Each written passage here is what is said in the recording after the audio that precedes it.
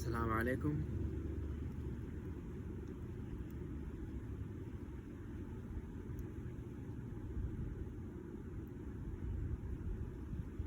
It's good to be back in the sun.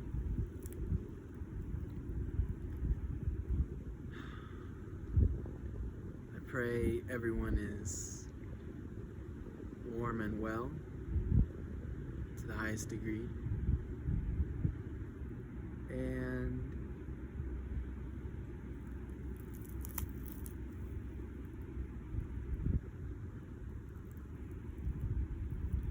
I'm back again.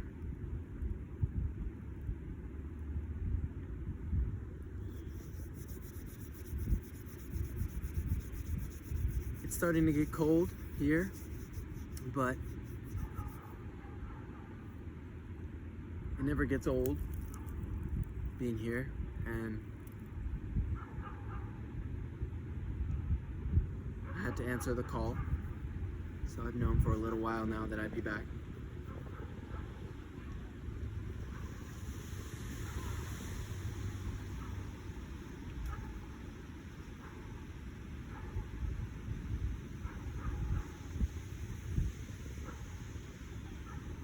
Lately, I've been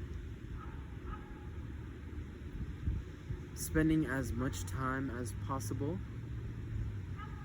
soaking up what's present out here, what's present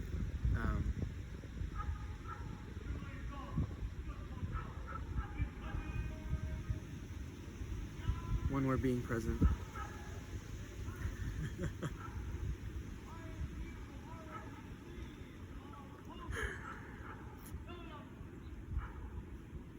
It's so beautiful, you know, what you can find out here. So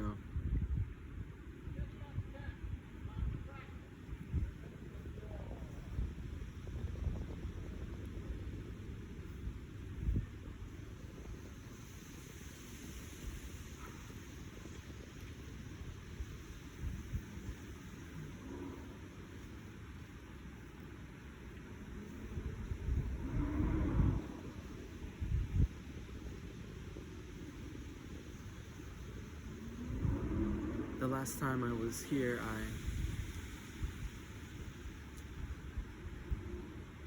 I was just opening up to the medicine of the trees on a real intimate, deep level. Just getting introduced to that aspect of digestion and integration and assimilation. And when I was last sharing, I was sharing some medicine and some teachings from my teachers about the real masters of the art of relationships, that being the trees. And I wasn't kidding when I said that, because even let's leave aside the deeper layers. We'll just talk about the basic mechanics and science of how trees interact and operate in the world. There's this mechanism for trees called crowning, where if you go into a forest, especially tropical forests or forests that have very, very large trees, you'll notice that when you look up, none of the trees cross over each other. All of the trees maintain this very delicate, fine line between their crowns. That's why it's called crowning, the canopies of the trees. And they don't overstep the boundary of another tree. I mean, the scientific reasoning for that is so that all of the trees' leaves can be exposed to as much sunlight as possible. You know, that's entirely their function in the world, is to collect sunlight, transmit prana.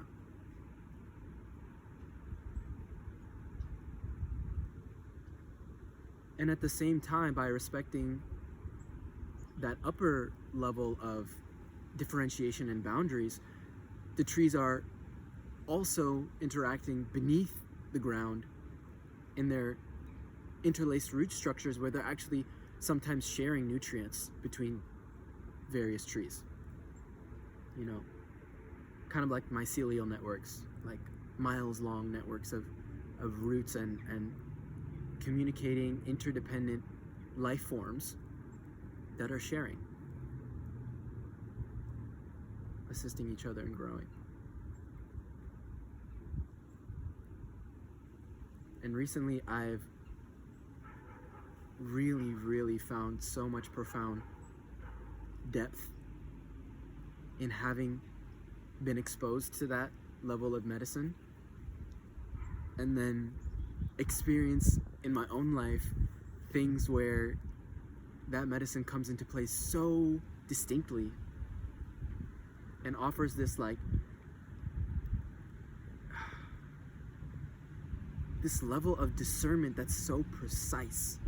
It's like precision, you know, like a scalpel,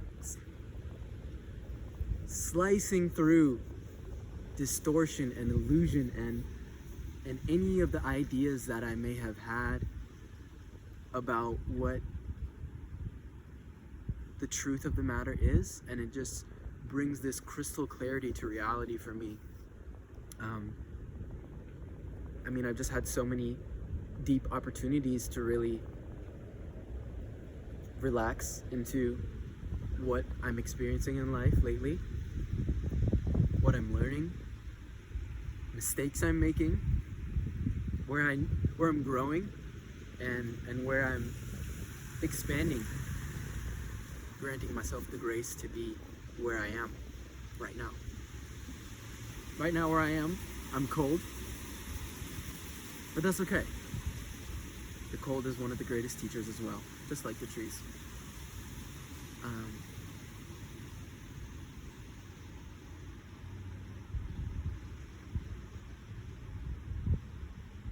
As the cold approaches, and it's approaching very quickly where I live, I found that I'm continually being called out here regardless, and that I have important things that are being offered to me, and they're not just for me. Last time I mentioned,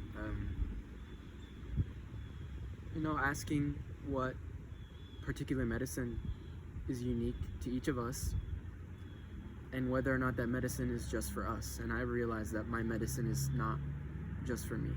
And I also realized that my medicine, which I promised to share next time, which is now, is this. This is my medicine. And I'm claiming that. And I'm committed to that. So, deepening in my medicine is now my practice. And part of that practice is taking what I'm being offered and recognizing that it's not just for me. Actually, it's not for me really at all, what I'm being offered. The things I'm being offered are offered to me because I'm a conduit for the transmissions that are being asked for, and the information and the guidance that's needed.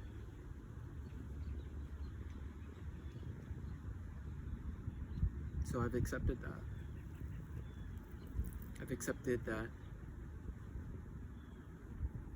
whether or not I'm fully comfortable, right, calm, there's probably some fear still about doing or being all of myself at the highest level, and offering that on every dimension, and then releasing the attachment that I have, the ways that I've been attached to, like, controlling or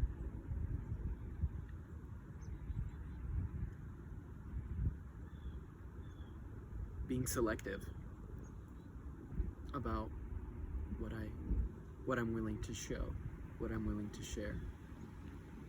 So I'm reminded of something that one of my teachers, a Zen Buddhist priest, one of my teachers gave to me when I first started to really practice meditation in a group setting. It was the symptoms of inner peace. It was 10 symptoms of inner peace. And there was an extra one in the 11th one. And the last symptom of inner peace was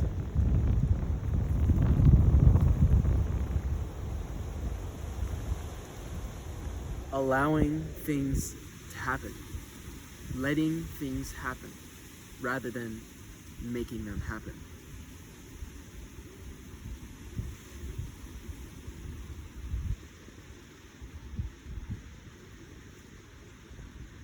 So that's what I'm going to do.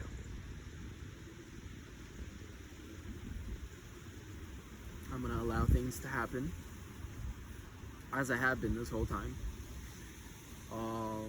All this time I've been allowing things to happen. I've allowed mistakes to happen. I've allowed distortions to happen. I've allowed all of those lovely, delicate,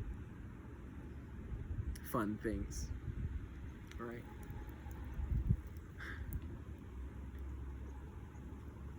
But now I'm allowing the medicine to happen. Whatever that means, in whatever form it takes, in whatever capacity I am here and present and available for, and deepening in that on a daily basis.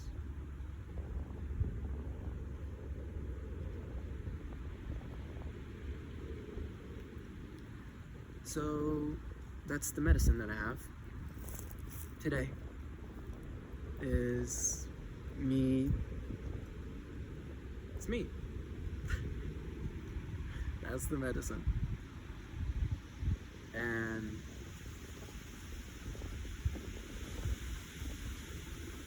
the best direction that I could see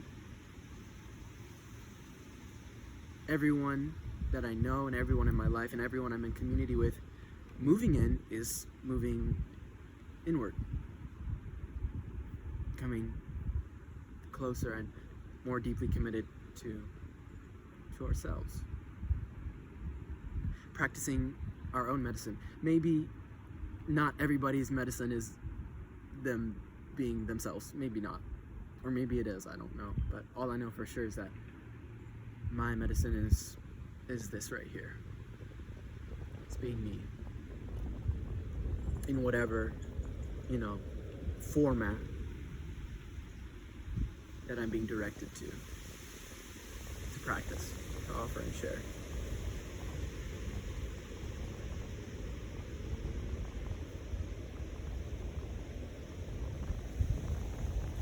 So that's what I've been blessed with, and that's what I'm gonna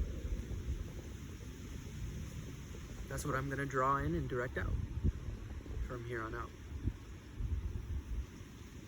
So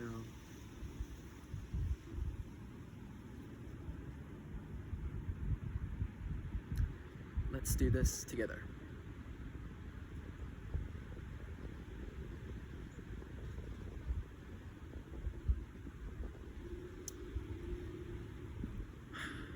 Love y'all. Thanks for letting me do my thing.